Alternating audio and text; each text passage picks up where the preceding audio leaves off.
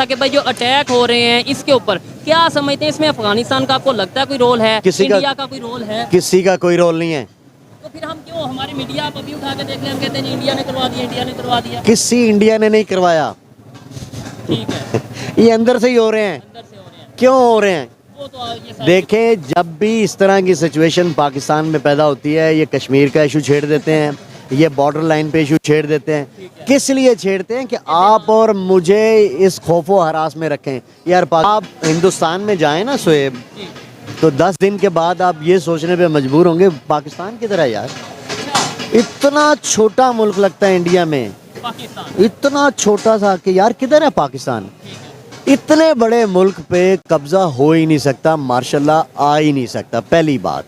ठीक है, और दूसरा सियासी लिहाज से, इंटेलेक्चुअल लिहाज से हिंदुस्तानी जो उनकी जो रजीम थी ना, लोग कांग्रेस वगैरह, वो बहुत ज़्यादा स्ट्रॉन्ग थी, उन्हें किसी मुल्क की ज़रूरत ही नहीं थी। इसलिए इतनी बड़ी मंडी थी कि वो डिपेंडेंट ही नहीं थे किसी के ऊपर, बल्कि अमेरिका, यूरोप और बरतानिया वगैरह वगैरह की ज़रूरत है इंडिया की। आज भी देखो उनकी ज़रूरत है। एजुकेशन की जरूरत ही नहीं क्या पाकिस्तान। बात कर रहे हो यार, मैं बताता हूँ एजुकेशन की क्या ज़रूरत है। जब मैं बता रहा हूँ कि 15-20 बंदे इंटेलेक्चुअल एक क्रीम बैठ के डिस्कस कर रही है, उसके उस आगे आ जाती है गन, तो फिर मेरी एजुकेशन कहाँ गई, मेरा वो इल्म कहाँ गया, मेरा वो कॉन्स्टिट्यूशन कहाँ गया, मेरा वो सारा जितना मेरा इल्म है किधर गया। रशिया को रोकने के लिए पाकिस्तान ने प्रॉक्सी का किरदार अदा किया, मुजाहिदीन भेजे, all over the world Mujahideen लेकर आए, और रिजल्ट आपके सामने है। मुजाहिदीन इसका मतलब हमने तैयार किए। हमने क्या नहीं तैयार किया यार, हमने तो हमेशा फ्रॉम द फर्स्ट डे, जब से पाकिस्तान बना 58 से इन्होंने कब्ज़ा किया, 58 से भी पीछे चले जाएं तो इन्होंने बड पीर वगैरह के अड्डे दिए। किसको पे कब्जा कहाँ पे किया? पाकिस्तान पे जब किया, अयूब की शक्ल में आया, मार्शल्लाह शक्ल आया। जब जा रहा था मैं स्टूडेंट था लॉ का, तो अचानक मेरे सामने आके कहता है, young man what's your good name? मैंने कहा sir my name is Hashim Niazi. Mister Niazi what you do? मैंने कहा sir I am student of law. पता है क्या कहता है? You are student of law in lawless country. तो हम थोड़े से और सहम जाते हैं कि पता नहीं अल्लाह जाने कोई दहशतगर्दी नहीं होने लगी या क्या है। तो वो वहीं खड़े खड़े हमारी तरफ एक हल्की सी स्माइल देता है, हल्की सी, और मौजर पकड़ के 2 फायर करता है, धड़ल धड़ल। आपको पता है बंद कमरे में मौजर की, हम सारे और सहम जाते हैं। हम ये सोचते हैं कि शायद ये दहशतगर्दी और आज हमें ये मारने आ। তো বন্ধুরা, এই মুহূর্তে পাকিস্তানের ভেতরে চলছেটা কি সেটা তো আপনাদের নতুন বা আলাদা করে বলার কোনো প্রয়োজনই নেই। 2 দিন আগে আফগানিস্তানের সমস্ত নাগরিকদের পাকিস্তানের সরকারের তরফ থেকে জোরপূর্বক তাদেরকে আফগানে ফিরিয়ে দেওয়া হয়েছিল। আর ঠিক তারই পরে আফগানের বর্তমান সময়ে তালিবানের সরকার একটি বড় স্টেটমেন্ট দিয়েছিল যে আপনি ততটাই বুনবেন যতটা আপনি কাটতে পারবেন।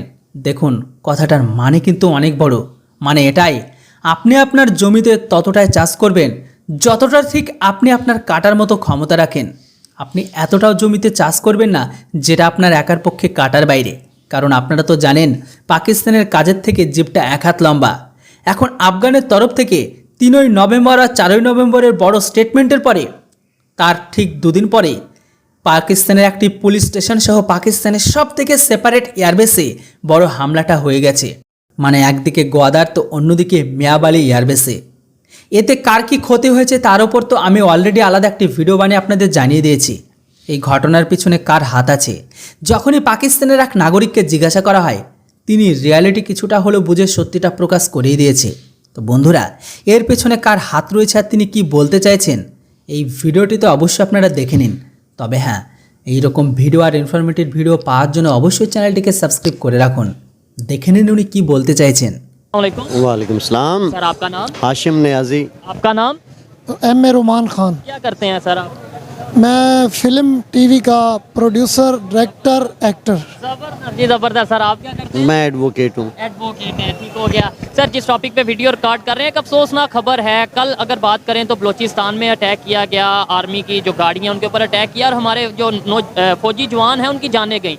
फिर आज की अगर बात करें मियाँ वाली, पाकिस्तान एयरफोर्स की बेस के ऊपर अटैक किया गया और ख़बरों के मुताबिक हमारे जो 3 जेट्स हैं, एयर जेट्स हैं, वो तबाह हो गए हैं कुछ लोग ख़बरों के मुताबिक।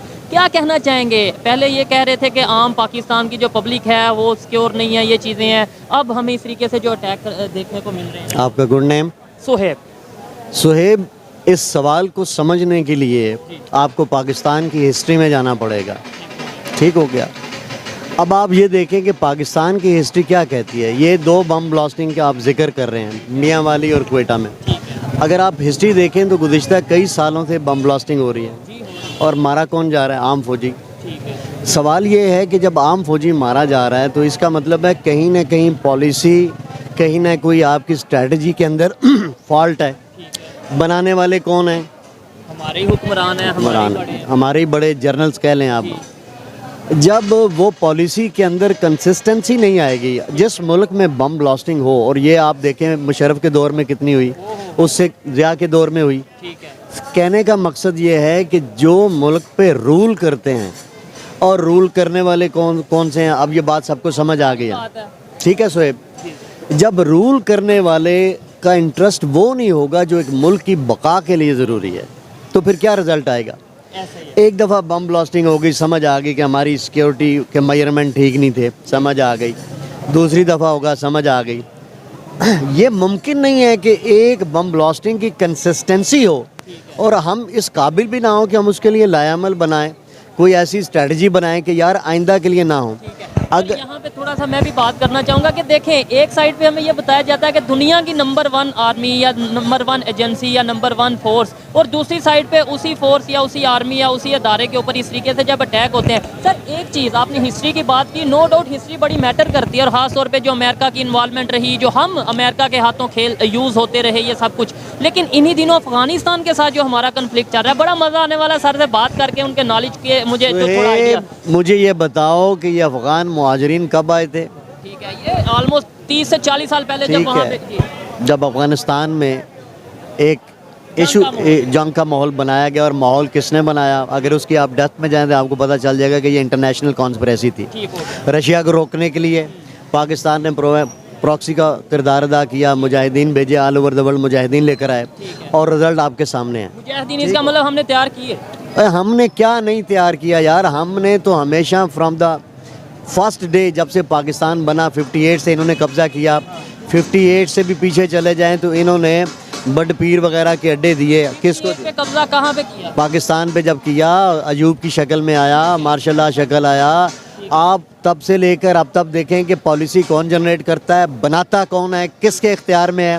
क्या पॉलिटिशियन के इख्तियार में है? तो जवाब आपको मिलेगा no, they always they are the policy makers. और उन्होंने कह रखा था कि 4-5 मामलात में पॉलिटिशियन हजरात आपने इन्वॉल्वमेंट नहीं करनी। खारजा जो मामलात थे, और दूसरा ये जुडिशरी के मामलात थे, और तीसरा ये कश्मीर के मामलात और इंटरनेशनल अफेयर में आपने मुदाखलत नहीं कर। हम ऑल इन ऑल हैं। सवाल सिर्फ इतना है कि जो चीज़ आज से 50 साल पहले चंद इंटेलेक्चुअल को, चंद दानिश्वरों को, चंद राइटर्स को और चंद शुरा को पता थी, आज वो बच्चे को पता लग गया है। बच्चे को पता लग गया है कि cause of bone of contention क्या है, हमारे जो असल रूलर्स हैं वो कौन हैं, पॉलिसीज़ कौन बनाते हैं, और इनके पीछे कौन है। लेकिन अभी बोलने में डर लगता है, आप बोल रहे हैं, मैं तो हैरान हुआ आपकी बातें सुन के। देखिए मेरी सोए साहब मेरी बात सुने। ये जो नामालूम का खौफ है कि मुझे किसी भी केस में नामालूम के तौर पर आपको इनको किसी को भी ले जाते हैं। पहले ये बात छुपी हुई थी मिसिंग पर्सन के हवाले से, अब ये बात everybody know, every Pakistani know, बल्कि all over the world people know कि ये कौन है इनके पीछे।